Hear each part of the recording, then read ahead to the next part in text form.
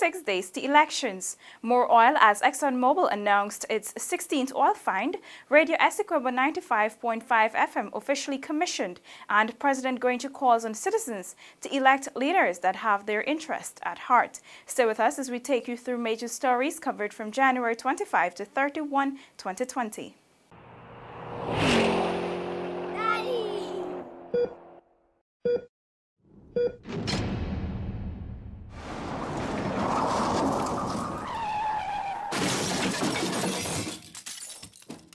We have 22 days to go as we prepare for the Golden Jubilee Republic anniversary. Thank you for joining us. Big news for Guyana. More oil has been found offshore, bringing the total discoveries to 19.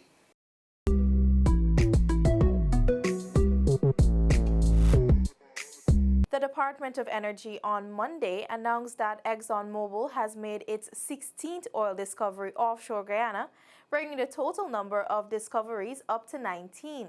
The new discovery was made northeast of the producing Liza field at the Uaru well on the Stabroek Block. In a release, the DOE highlighted that this new discovery, coupled with all other discoveries, brings the estimated resource for the Stabroek Block to more than 8 billion oil equivalent barrels.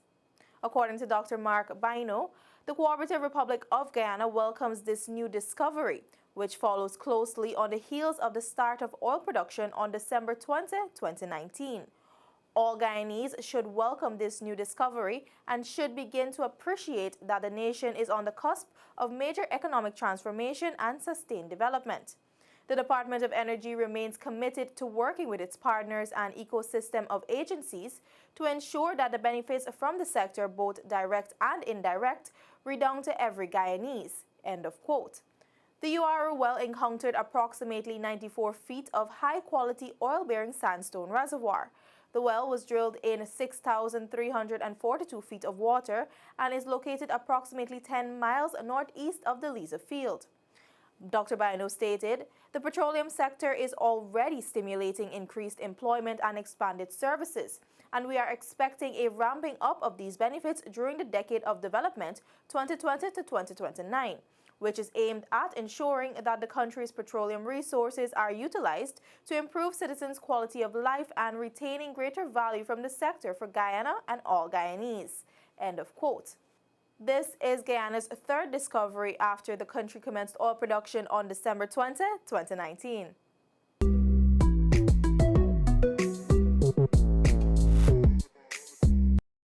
Also on Friday, we reported that Shell Western Supply and Trading Limited will lift Guyana's first share of oil from the Liza Phase 1 development. This was expressed by Director of the Department of Energy, Dr. Mark Bino, during a radio interview. I am sitting here and I can say definitively that Guyana's first million-barrel entitlement will be shipped in February. The energy head was at the time responding to questions about the nature of the deal Guyana has with ExxonMobil and its co-venturers Hess and Sinnock, which some have criticized, saying the country could have secured more favorable terms. Part of Guyana's public sharing agreement states that the country receives 2% royalty in addition to 50% of profit oil. Within the petroleum sector, we have what we call a royalty and tax regime, or you can have net production sharing arrangements plus royalty, which is what Guyana has, or you can have gross production sharing agreements and royalties. Now the beauty about what Guyana has is that from day one, as I indicated, you start receiving benefits. If you were to go with a tax royalty regime, which is what Suriname has, now that's where the comparison people have been making. But they've just been making the comparison between what Suriname has and our royalty and neglecting in its totality the discussion around profit oil. Guyana commenced oil production on December 20, 2019, and the first lift of crude was done by ExxonMobil. Radio Essequibo 95.5 FM was officially commissioned by His Excellency President David Granger on Wednesday. Earlier today, President David Granger commissioned Radio Essequibo, the first radio station on the Essequibo coast.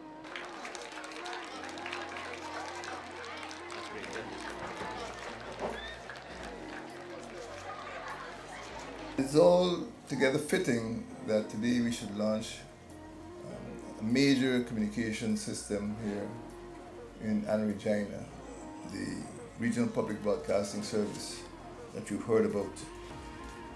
First of all, our administration, the coalition administration, regards it as a constitutional duty. This is not a sideshow, this is not part of an election campaign, this is a constitutional duty to ensure that citizens enjoy their freedom to communicate. In his remarks, Prime Minister the Honorable Moses Nagamutu gave an insight into the regional radio program. The idea for the regional styled public broadcasting system came out of a conversation with His Excellency President David Granger. His Excellency suggested that we should have a regional public broadcasting station in every capital, in every region. Communities all along the Essequibo coast and up and down the Pomeroon River can tune into Radio Essequibo on 95.5 FM. The frequency was turned on by Prime Minister Nagamutu on November 30, 2019.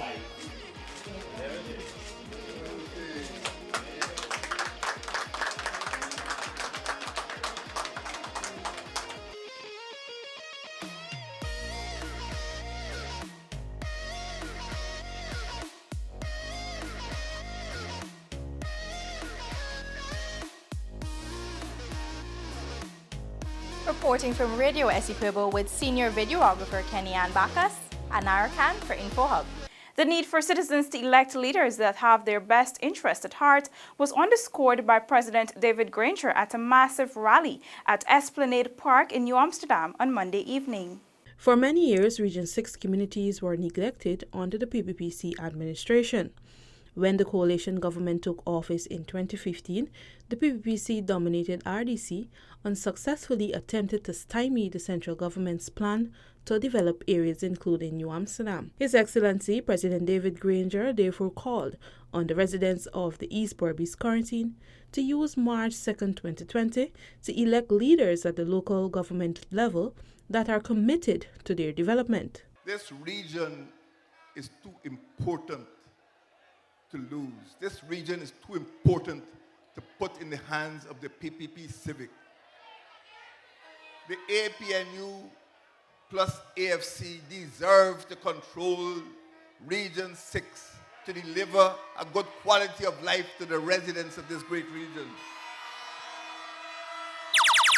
This region is too important to Guyana. It's too important to the Caribbean. It's too important to your children to put it back in the hands of the same people who made a mess of it. In 2015, out of the 91,000 eligible voters in the region, only 68% cast their vote. The head of state therefore warned the residents to ensure they cast their vote on March 2, 2020. The PPP is in serious trouble. But we have to strategize. We know they are weak. We know they are losing support. But at the same time, we mustn't take Region 6 for granted. We have work to do. President David Granger also outlined plans to further develop the entire East Berbice quarantine area. These include the transformation of the region into a commercial hub with the development of a modern waterfront and deepwater port.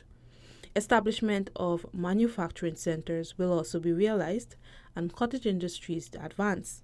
He also reminded that the government has a plan to restructure the sugar industry. We are not shutting down the sugar industry. We are restructuring the industry so that they can become profitable. That is why we did not shut down East Berbice quarantine. The East Berbice estates are still viable. The West Berbice estates are still viable. The West Demerara estates are still viable. We will make the sugar industry work. My brothers and sisters, we need your sugar, we need your rice, we need your fish from this region. Sneaker Thorne, InfoHub. Over to the Essequibo. Residents of the Pomeroon-Supinam region were on Wednesday evening reminded of the coalition government's commitment to supporting empowerment and development.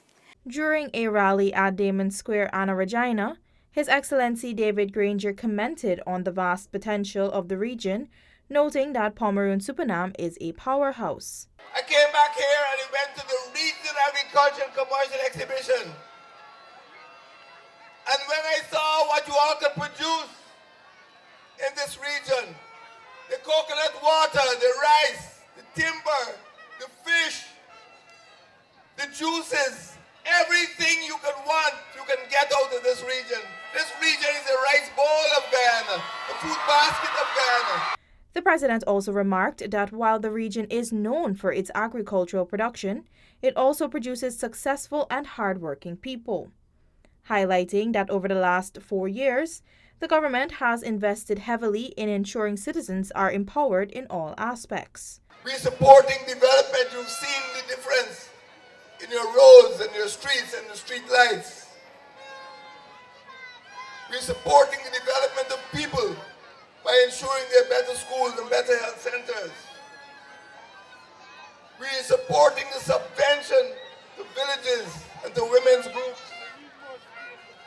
We will continue to strengthen grassroots organizations in this region. For InfoHub, Anara Khan. Meantime, Prime Minister the Honorable Moses Nagamutu told the thousands of residents that the coalition government has put the country on a trajectory of rapid development and urged them to ensure it remains on this course.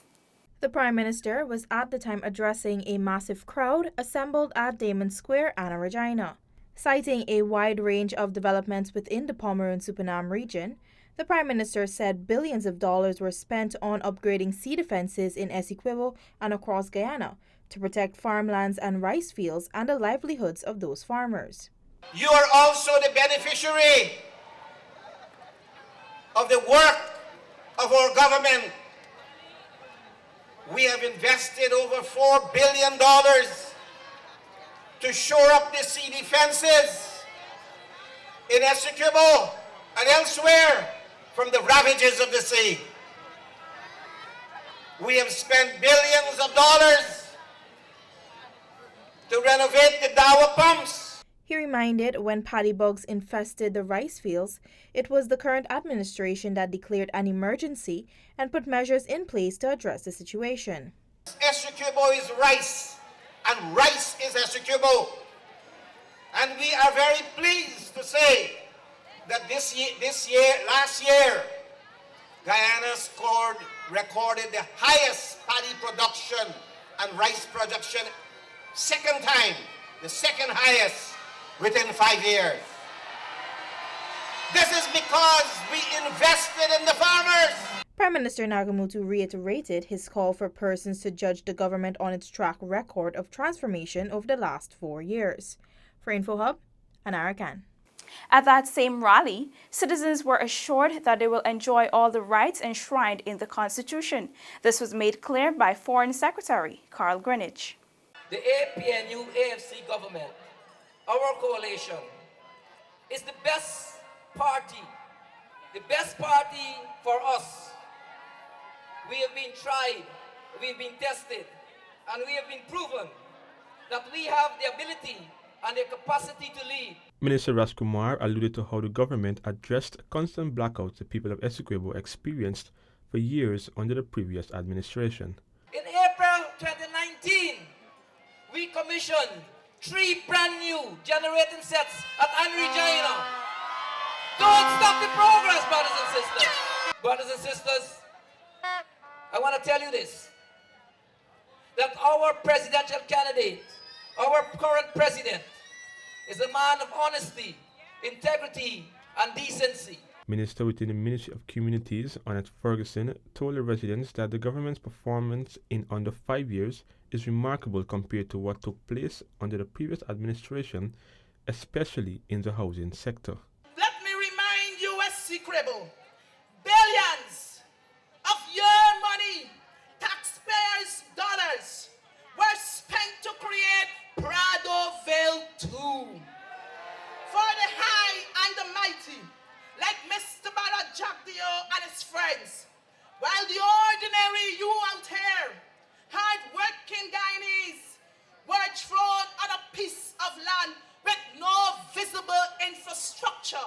However, in under 5 years, the government delivered some 14,000 land titles to Guyanese, a representation of close to 4,000 titles per year. Additionally, the coalition government pumped $6 billion into upgrades of 31 housing schemes across Guyana.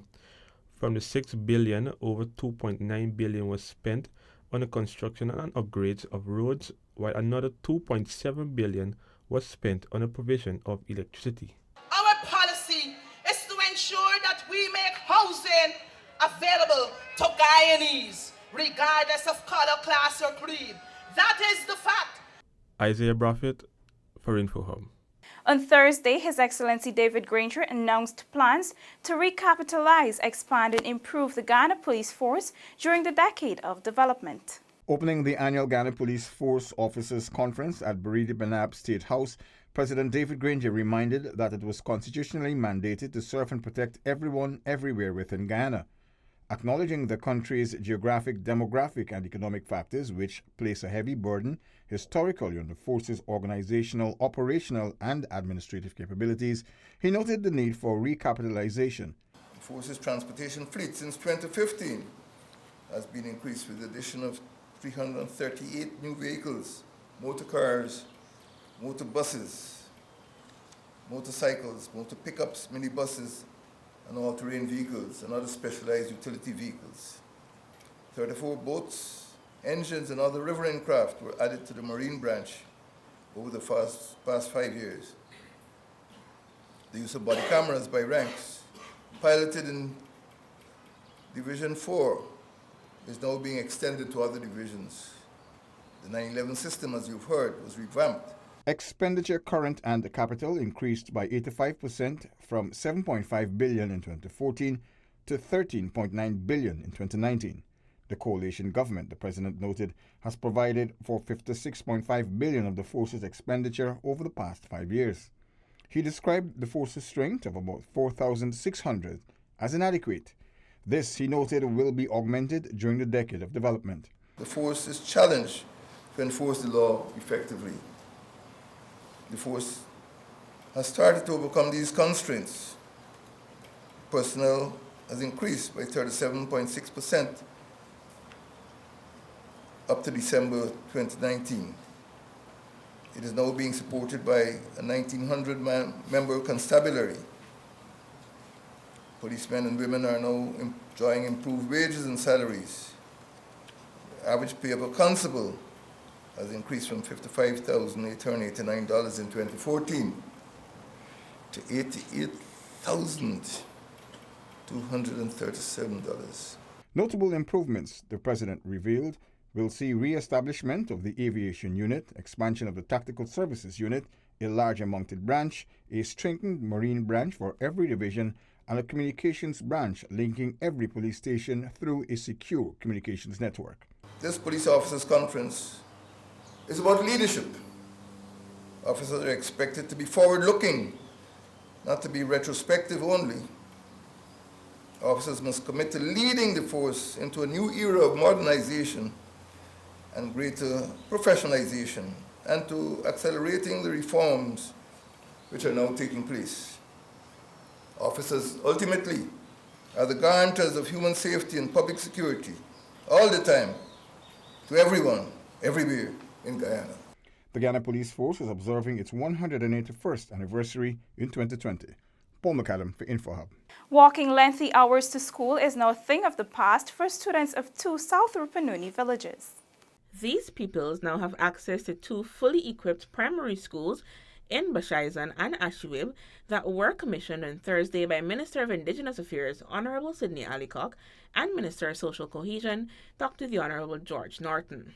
Now the school is here right now, newly built, so I'm very glad so that the children now will have access to education. Adding that the students have better opportunities today than ever before, Minister Alicock reminded the residents that Guyana needs a range of professional specialties to move forward. The President is so passionate in allowing every single Guyanese to be given that opportunity for better education, higher education, and he's also stressing that you don't have to go to Georgetown to be educated. Regional Education Officer Region 9, Kian Adams, noted that in today's global world, education is both a necessity and an investment, which must be embraced with the seriousness it deserves. Nelson Mandela posits, education is the most powerful weapon which you can use to change the world. With that in mind, this school was built to give each child of this village access to quality education. Assistant Regional Executive Officer Althea Fitzpatrick revealed that another secondary school will be built in Lethem this year to accommodate the growing number of students. With all the opportunities that is arising in our country, It take care that I can sa paintan ki dan Guyana an. we want your children to benefit in the Rupununi. Previously, many students had to walk up to 6 miles to school daily. Since 2019, 8 new schools have been built and commissioned in hinterland communities, creating more learning spaces with another 4 expected soon. Natisha Isaacs for InfoHub. In an effort to ensure greater access to justice, especially in domestic violence cases, the Vigilance Magistrates Court is now boosted with an audio-visual recording system. The audio-visual recording system was presented to the Vigilance Magistrate Court on the East Coast Demerara during a simple ceremony on Thursday. It will allow for the introduction of remote court participation at the Diamond Diagnostic Center and one designated prison or police station. Chancellor of the Judiciary, Justice Yannick Cummins Edwards, explained that the use of technology will be very useful for the dispensation of justice. This Skype system will help us to take evidence, even where witnesses are abroad, where they might be in hospital, even the police might be in another location, they might be in the interior. And you know that because Guyana is so huge, witnesses, investigators may be maybe in different parts of the country and may have a case in another part of the country. And sometimes the time and the distance it takes to get to that court may result in the matter being dismissed or for some other reason the matter not going on, the matter being adjourned. And initiatives like these will definitely help us. UNICEF has been a major partner to the Supreme Court in terms of providing the equipment and training of staff. According to country representative to Guyana, Sylvie Foyer, UNICEF remains committed to providing support and facilitating more access to justice. We remain committed as UNICEF and have members of my team to make it everything we can to facilitate more access to justice, and in particular for women and children, and also with the partnering with different entities, as I said. So we're looking forward to this continued partnership and also bringing justice closer to the people. And you recall we have also in Guyana a more decentralized court, in particular the BIS, and I remember in Essequibo. And also this is the first level of judiciary, which is the magistrate court. And then how we make also the courts a little less, I would say, maybe a scare place, but people also can come and can see they will also have, their justice made. This move is intended to contribute to the wider plan of ensuring easier access to justice by saving time and cost, improving efficiency and security. There is also a commitment from the sectors to review their own procedures and to provide a safer space to ensure access to justice for families and children. Seneca Thorne, InfoHub. On Tuesday morning, 20 Broad and Lombard Street families received the keys to their homes at the Prospect Housing Scheme on the east bank of the Demerara. After over 30 years of neglect, 20 families now have a place they can truly call home. The once informal settlers at the infamous Lombard Street locations today turn the keys to their new homes. Overjoyed, this is what some of the new homeowners had to say. Well, today is a beautiful day for me. It's so beautiful that I didn't even eat before I come out. I just left the tea. I just anxious for come here, get back a house, because my house burned down in the last fire day. So I just thankful that I get back. Brand new one, land, looking good, feeling good. I feeling so happy. Words can't express how I feel today, knowing that I own my own home. So I really want to thank God, because without Him, none of this is possible. I can express how I'm feeling today. Very, very excited, very, very happy. I am only 21 years of age, and I didn't expect me at so young to get my own home, especially land as myself. Minister within the Ministry of Communities with responsibility for housing, the Honorable Annette Ferguson, said that the government is one that cares for the well-being of its people. Your government is one that caters or cares for the well-being of its people. Your government did not neglect you. We stepped in at the appropriate time to render the much-needed assistance which you required. Your government believes in family being together. That's why all other agencies, apart from CHNP, played a role in working with you over the past 3 years. The houses come with some basic amenities which include electricity, beds, solar panels, potable water, among others. A multi-million-dollar playfield was also commissioned. Reporting from the Prospect Housing Scheme, I am Isaiah Braffett with senior videographer Teach Paul Bridgemohan for InfoHub. Guyana has been taking all steps to improve the promotion and protection of fundamental rights and freedoms of its people. Guyana's third national report to the Universal Periodic Review Working Group was presented on Wednesday in Geneva by His Excellency Dr. Ronald Deep Ford, Guyana's permanent representative to the United Nations. Guyana was among 14 countries that reported on actions taken to improve the human rights situations and the implementation of the UPR recommendations posed during their previous reviews. Guyana's last review was in 2015.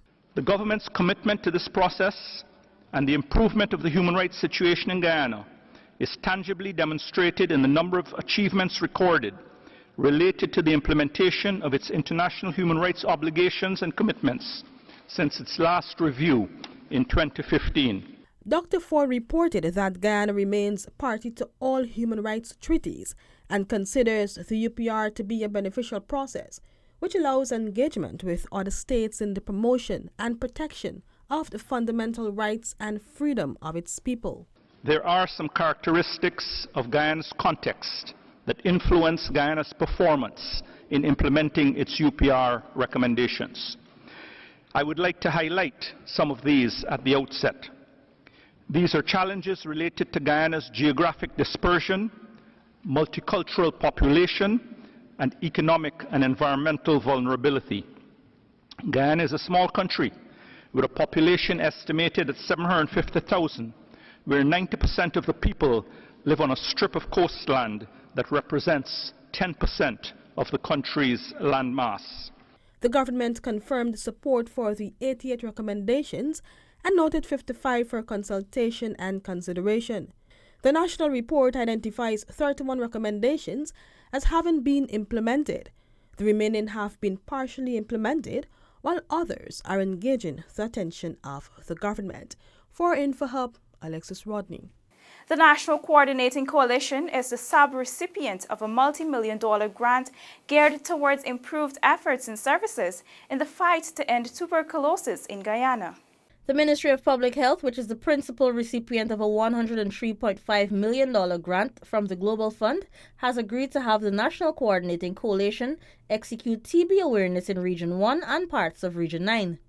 The NCC's disbursement amounts to $22.3 million, giving them approximately 26 months to cover strategic activities. This goes hand in hand with our policy. We have said it loud and clear that we know that we do not have the capacity to do all the things that we want to do and should do, and that we will certainly work with partners, especially local partners, to achieve that goal. And so here it is this morning that we are putting that into action. The NCC's work through NGOs and local organizations will support the Ministry of Public Health's NTB strategy.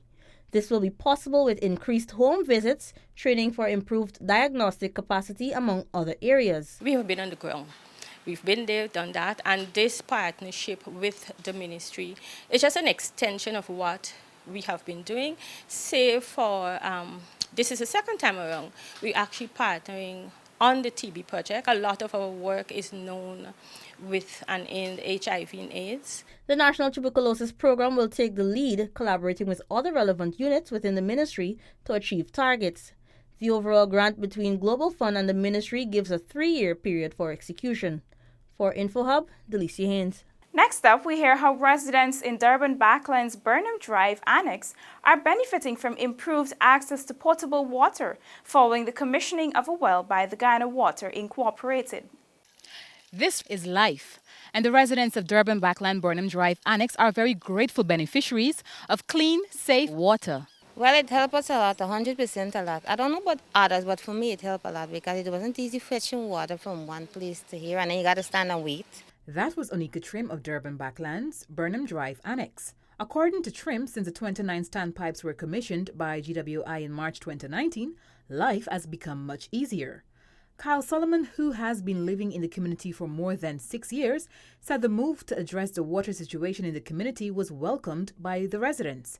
The community has been existing for decades, and it is under the auspices of this government and the direction of Dr. Richard Van West Charles that this community, for the first time ever, has access to potable water. Solomon also noted that the water coming through their taps is clean and has transformed the community from nothing to something. Other developments within the community have seen the commissioning of solar street lights, new alleyways, and accessibility to free Wi-Fi. Plans are on stream for the upgrade of the access road leading into the community. From Durban Backland with videographer Mahinder Raj for InfoHub, I'm Mayana George. The National Cultural Center was on Monday bursting with excitement as students, parents and teachers enjoyed what marked the opening of the annual regional Mashramani competitions. Calypso, soca, masquerade, diverse ethnicities, these are all things that make us Guyanese, and Mashramani brings these out every year. This year will be no different as the National Cultural Center got heated on Monday at the opening of the Children's Regional Mashramani competition for Region 4. Take a peek at this crowd pleaser title supplication of a child under the category Religious Belief.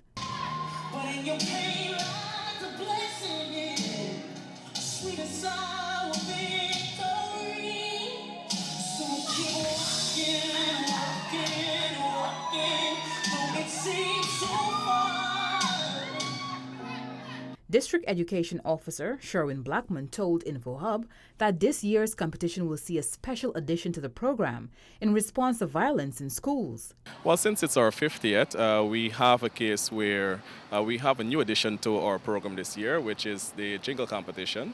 And of course, that is as a result of our intervention from our Minister, Dr. the Honorable Nicolette Henry, where the jingle competition focuses heavily on the violence that we have in schools. More than 20 schools performed at the opening. In total, 66 schools, both government and private, are expected to participate in this year's competition. For InfoHub, Ayana George.